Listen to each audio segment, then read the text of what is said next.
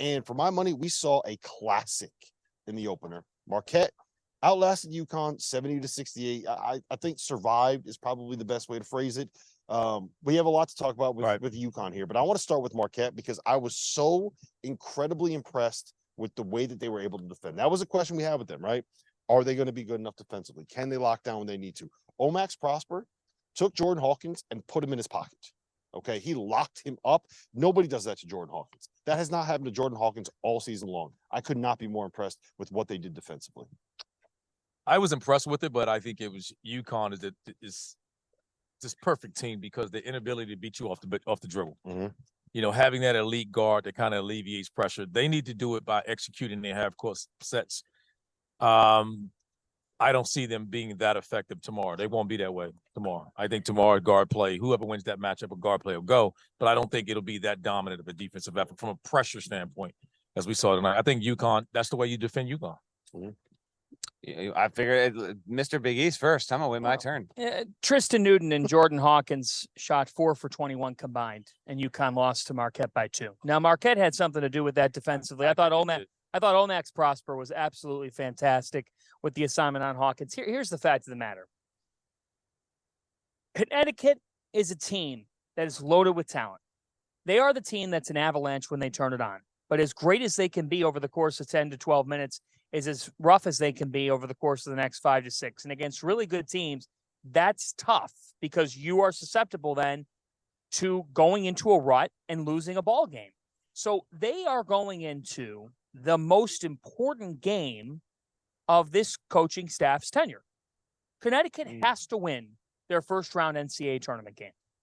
I agree. What did I say about them yesterday? They came out today. And I'll ask all of you guys this. What concerns me about UConn is they're good, they're talented, but they don't have that guy. And I said this yesterday, that when the game's on the line, you give him the ball and he gonna make you a play. Mm-hmm. And to me, that's what showed us here today. And it was no one alleviates the pressure. They have to use half-court execution to run. Hawkins is not a guy that you give the ball to and say, hey, go make a play for yourself or someone else. Hey guys, just a reminder, our sponsor for today's episode is Run Your Pool. They are hosting the Field of 68 Bracket Challenge. This year, they are giving away $1,500 in free prizes. It's all an incentive for you to get on there and find out just how good their platform is. I've been using them for my bracket pools for years. I've used them for Super Bowl squares. I use them for everything that I need to use them for. The biggest survivor pool that I'm in for both NFL and NCAA tournament is by Run Your Pool. So go check them out. The link's below. Tap in. I think that's fair.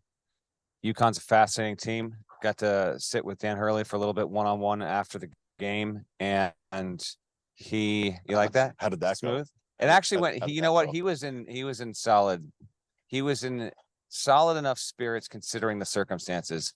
No points in the final 2 minutes and 38 seconds. By the way, they had shots. They had chances, yes. And I'm sure this came across on television. But being in this building, there were like 6 3-point attempts in the second half on this side of the floor, where the roof was ready to pop and none of them dropped. So some of it is credit to Marquette defensively, no doubt about it. Sometimes it just doesn't go down. That whole staff knows how much pressure's on him. But I do, because they haven't won a tournament game yet, and Hurley said this in the post game, where the past 2 times this has happened, the losses were his word was excruciating. And he said this one's excruciating. Mm-hmm. But he believes that the mental makeup, he told me the mental makeup of this group, he does not expect him to dwell. Says the group collectively is fairly mature. A lot of that starts with Andre Jackson. And what Jackson brings on a game in, game out basis is also fascinating because he can be such a game changer. But then sometimes you look up and he's like, damn, he's got 4 fouls. What do we call him? Like, what do we call him? Andre effing. When he's Andre effing Jackson. That's they need him. Because I'll say this one last thing. UConn now, to me, and it's going to be a 3 or a 4. I think there's a healthy chance 13 nights from now, that's a Thursday, Saturday rotation in the regional, that we could be talking about the Huskies, win or lose, having played a Sweet 16 game. I think that's a chance. Oh, yeah. But UConn's starting to get a vibe to me. We get about 2 or 3 of these teams every year in the bracket where you're like, I get this feeling no matter what I pick this team to do in my bracket, they're going to do the other thing.